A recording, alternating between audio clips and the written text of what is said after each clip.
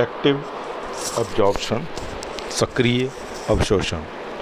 उपापचय ऊर्जा के उपयोग से सांद्रता प्रवणता कंसंट्रेशन ग्रेडियंट के विपरीत आयनों का अवशोषण तथा संचयन सक्रिय अवशोषण कहलाता है।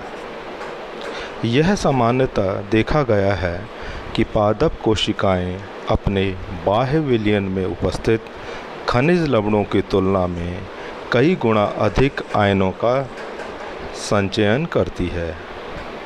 उदाहरण नाइटेला, वेलोनिया आदि अनेक पौधों में पोटासियम तथा कुछ अन्य आयनों का संचयन बाहर के माध्यम में उपस्थित आयनों से कई गुना अधिक होता है। इस प्रकार सांद्रता प्रवणता के विरुद्ध आयनों का कोशिकाओं में प्रवेश तथा उच्च सांद्रता पर संचय रखने के लिए उपापचय ऊर्जा की आवश्यकता होती है। इसलिए पादप आयनों का अवशोषण निष्क्रिय विधि से न करके सक्रिय विधि से करते हैं। पौधों में सक्रिय अवशोषण को निम्न तथ्यों से प्रमाणित किया जा सकता है। पहला, खनिज तत्वों के अवशोषण की दर निष्क्रिय अवशोषण की दर से बहुत अधिक होती है। दूसरा, विसरित होने वाले लवणों की सांद्रता पादप कोशिकाओं में बाह्य वातावरण के तुलना में अधिक होती है, इसलिए सक्रिय अवशोषण संभव है। तीसरा, लवणों के अवशोषण की दर तथा मात्रा का ऊर्जा के व्यय से सीधा संबंध होता है, जबकि निष्क्रिय अवशोषण में ऊर्जा का व्यय नहीं होता है।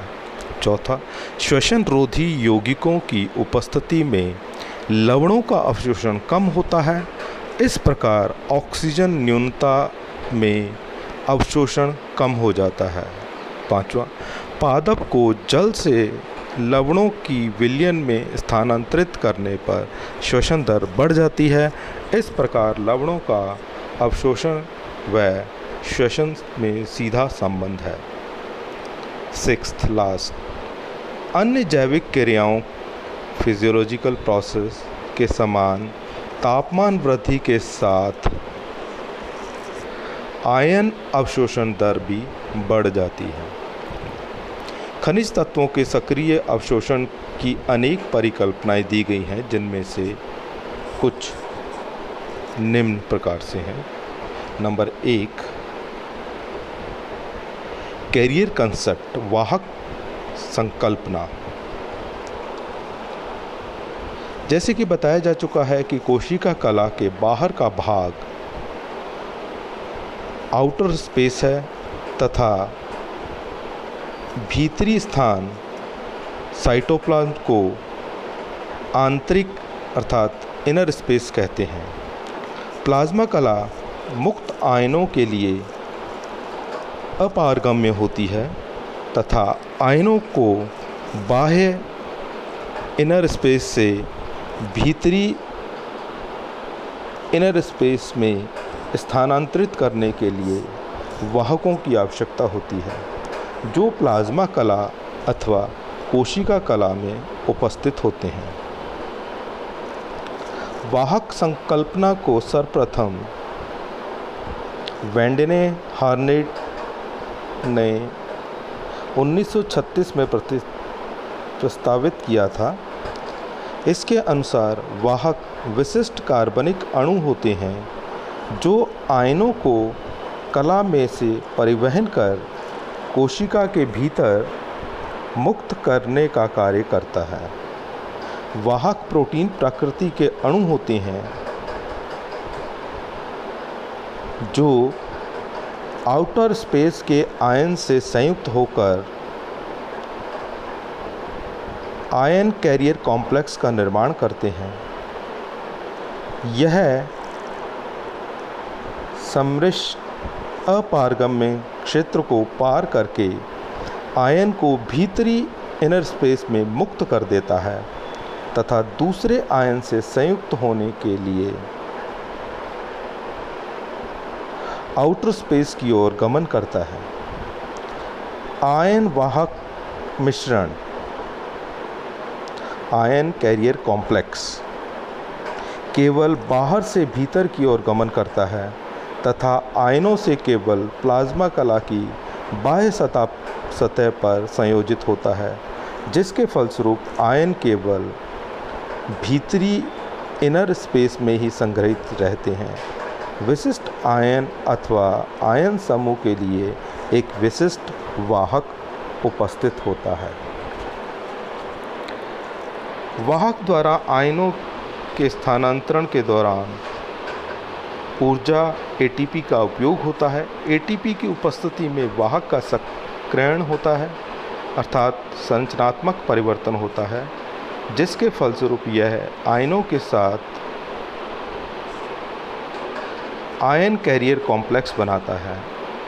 आयन कैरियर कॉम्प्लेक्स कोशिका कला के भीतरी सतह पर पहुंचकर विशिष्ट कोएंजाइम की उपस्थिति में टूटकर आयन को मुक्त कर देता है, जिससे इसमें संरचनात्मक परिवर्तन आ जाता है। इस अवस्था में वाहक निष्क्रिय होता है तथा बाह्य स्तर पर स्थानांतरित एटीपी की उपस्थिति में पुनः सक्रिय होकर आयन से संयुक्त होकर आयन वाहक मिश्रण, आयन कैरियर कॉम्प्लेक्स बनाता है। इस संकल्पना की पुष्टि के निम्न प्रमाण हैं। नंबर 1, आइसोटोपिक विनिमय। नंबर 2, संतृप्त प्रभाव सैचुरेशन इफेक्ट। नंबर 3, विशिष्टता स्पेसिसिटी। नंबर 4, स्पर्धा प्रभाव कंपटीशन इफेक्ट। आइसोटोपिक एक्सचेंज वाहक परिकल्पना के अनुसार आयनों का परिवहन वाहक द्वारा केवल बाहर से भीतर की ओर होता है, अर्थात अवशोषित आयन बाहर की ओर विस्तृत नहीं होता। आइसोटोप के प्रयोग से लैगेट तथा एप्सिटीन ने यह प्रमाणित किया कि कोशिका के आंतरिक क्षेत्र में अवशोषित आयन बाह्य विलयन के आयन से अविनियमित रहते हैं, क्योंकि आयन वाहक के बिना अपारगम्य क्षेत्र को पार नहीं कर सकते, तब वह आंतरिक क्षेत्र के आयनों से संयोजित होकर आयन वाहक मिश्रण नहीं बनाते। इसलिए आयनों के विचरण की दिशा केवल बाहर से भीतर की ओर होती है। संतृप्त प्रभाव, यह देखा गया है कि माध्यमों में आयनों की सांद्रता बढ़ने पर आयनों का अवशोषण दर भी बढ़ जाता है। यह अवशोषण दर में वृद्धि एक नियमित स्तर तक बढ़ने के बाद स्थिर हो जाती है। इस स्थिति में बाह्य विलयन की सांद्रता बढ़ने से अवशोषण की दर पर कोई प्रभाव नहीं पड़ता। इस स्थिति से स्पष्ट होता है कि सभी वाहकों की सक्रिय स्थल आयनों द्वारा संतृप्त हो चुकी है, अर्थात सभी वाहक आयन वाहक मिश्रण निर्माण में व्यस्त होते हैं। इस प्रकार वाहकों की संख्या भी अवशोषित दर निर्धारित करती है। अधिकतम आयन अवशोषण दर वाहकों की संख्या के समानुपाती होता है तथा इसके पश्चात बाह्य विलयन की सांद्रता का अवशोषण दर पर कोई प्रभाव नहीं पड़ता। विशिष्टता, विभिन्न आयनों का अवशोषण भिन्न भिन्न मात्रा में तथा भिन्न भिन्न दरों से होता है। यह तथ्य इस बात को प्रभावित करता है कि विभिन्न आयनों का वहन विशिष्ट वाहकों द्वारा होता है। वाहकों की विशिष्टता ठीक उसी प्रकार होती है जिस प्रकार एंजाइमों की विशिष्टता पाई जाती है। एंजाइमों की तरह वाहक भी अधर स्तर पर चयन करता है तथा उसे अपने सक्रिय स्थल से बांध लेता है। स्पर्धा प्रभाव, इस प्रकार एक ही प्रकार के आयनों का परिवहन कई बार एक ही वाहक द्वारा होता है, इसलिए यह आयन अवशोषण दर में स्पर्धा प्रदर्शित करते हैं। उदाहरण, बाह्य विलयन में यदि Cl तथा Br दोनों उपस्थित हों तो क्लोरीन आयनों की अवशोषण दर कम होती है, जबकि बाह्य विलयन में यदि केवल क्लोरीन आयन हों तो अवशोषक दर अधिक होती है। यह माना जाता है कि क्लोरीन तथा ब्रोमीन का एक ही वाहक के लिए स्पर्धा करते हैं। इस प्रकार पोटेशियम, सीज़ियम, रुबिडियम आदि का अवशोषण एक ही प्रकार के वाहक द्वारा होता है। बाह्य विलयन में पोटेशियम तथा रुबिडियम की सांद्रता बढ़ने से सीज़ियम का अवशोषण कम हो जाता है।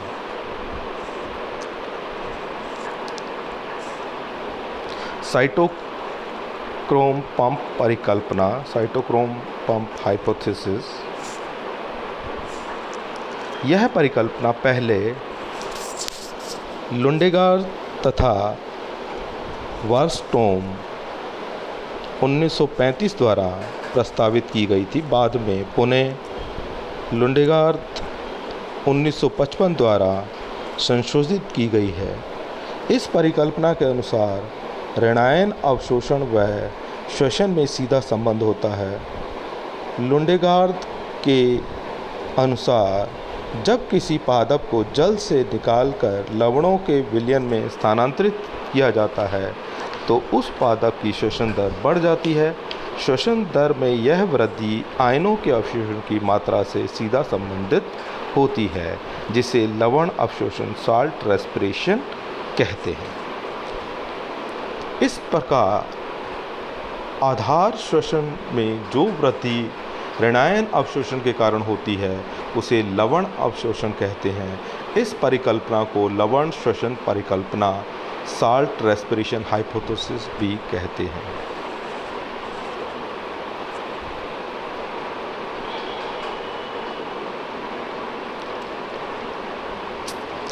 इस परिकल्पना के अनुसार कोशिका कला के बाह्य स्तर पर साइटोक्रोम का ऑक्सीकरण तथा भीतरी सतह पर अपचयन होता है। साइटोक्रोम तंत्र में भीतरी सतह पर डिहाइड्रोजिनेज अभिक्रिया द्वारा प्रोटॉन तथा इलेक्ट्रॉन का उत्पादन होता है। साइटोक्रोम श्रृंखला द्वारा इलेक्ट्रॉन बाहर की ओर स्थानांतरित होते हैं, जहां वे प्रोटॉन व ऑक्सीजन से संयुक्त होकर जल का निर्माण करते हैं। इस क्रिया के साथ ही बाहरी सतह पर साइटोक्रोम इलेक्ट्रॉन के बदले ऋणायन ग्रहण कर ऑक्सीकृत हो जाता है।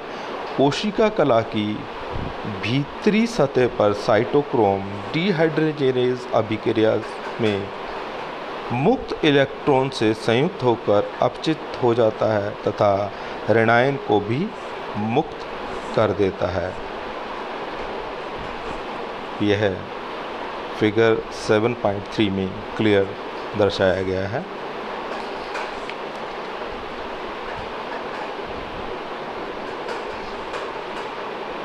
संक्षेप में इस परिकल्पना के मुख्य बिंदु निम्न प्रकार से हैं। नंबर 1, ऋणायन तथा धनायन अवशोषण एक दूसरे से स्वतंत्र है। दूसरा, ऋणायनों का कोशिका कला से सक्रिय जबकि धनायनों का निष्क्रिय परिवहन होता है। तीसरा, कोशिका कला की बाह्य से भीतरी सतह की ओर ऑक्सीजन की क्रमिक सांद्रता प्रवणता पाई जाती है, जो बाह्य सतह पर ऑक्सीकरण तथा भीतरी सतह पर अपचयन के लिए उत्तरदायी है। चौथा, साइटोक्रोम पंप द्वारा इलेक्ट्रॉन का परिवहन बाहर की ओर तथा ऋणायनों का परिवहन भीतर की ओर होता है। साइटोक्रोम पंप परिकल्पना के पक्ष में प्रमाण: ऋणायन अवशोषण व श्वसन में सीधा संबंध होता है, क्योंकि लवण अवशोषण के समय श्वसन दर भी बढ़ जाती है।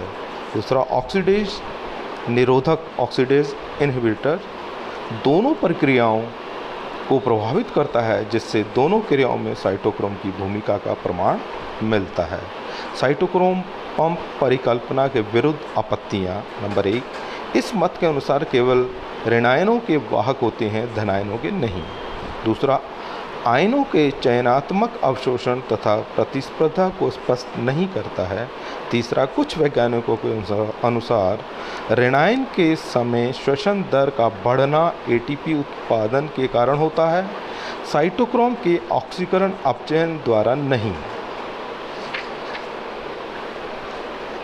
चौथा, इस परिकल्पना के अनुसार श्वसन दर में वृद्धि ऋणायन अवशोषण के कारण होती है, परंतु हैंडले तथा ओवरस्ट्रीट के अनुसार पोटाशियम तथा सोडियम धनायनों का अवशोषण भी श्वसन दर बढ़ाता है।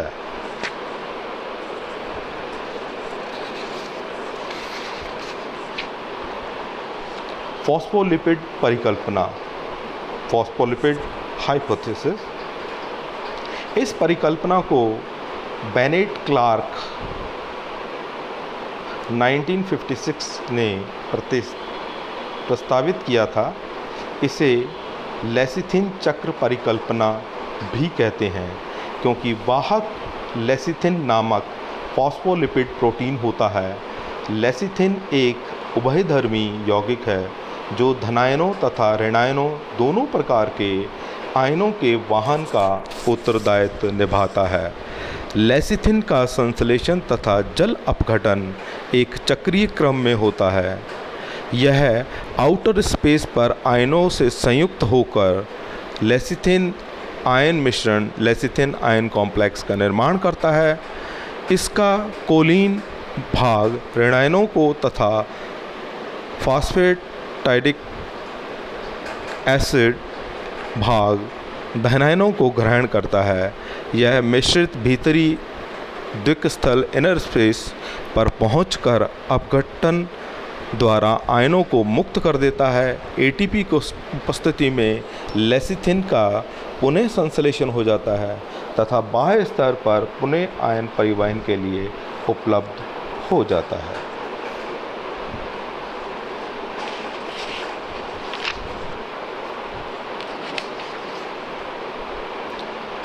वैद्युत रासायनिक प्रवणता परिकल्पना, electrochemical gradient hypothesis. Peter Mitchell के अनुसार कोशिका कला में से आयनों का परिवहन कला में वैद्युत रासायनिक प्रवणता उत्पन्न होने से होता है। इस परिकल्पना के अनुसार ऋणायनों का स्थानांतरण विनिमय प्रक्रिया द्वारा, जबकि धनायनों का स्थानांतरण वाहकों के माध्यम से सक्रिय परिविधि से होता है। इस प्रक्रिया में एटीपीएज सक्रिय होता है, जो एटीपी को जल अपघटित कर एडीपी व अकार्बनिक फॉस्फेट तथा साथ साथ जल को अपघटित करके एच आयन व OH आयनों में निर्माण करता है। हाइड्रोजन आयन कला के बाहर तथा हाइड्रोक्सिल आयन भीतर की ओर स्थानांतरित हो जाते हैं। भीतरी हाइड्रोक्सिल आयनों का विनिमय बाह्य विलयनों के ऋणायनों से होता है, जबकि धनायनों का वाहकों के माध्यम से सक्रिय स्थानांतरण होता है।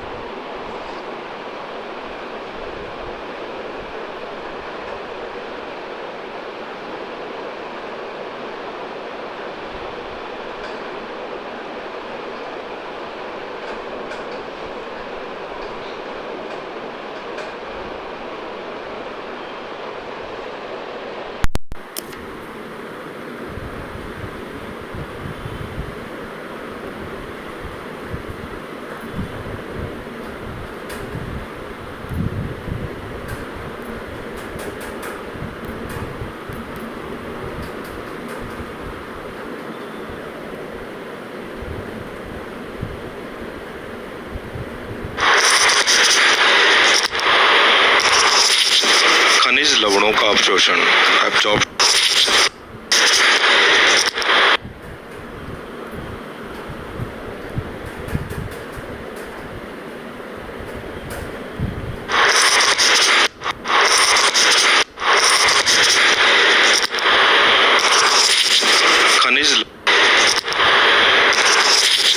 खनिज लवणों का अवशोषण एब्जॉर्प्शन और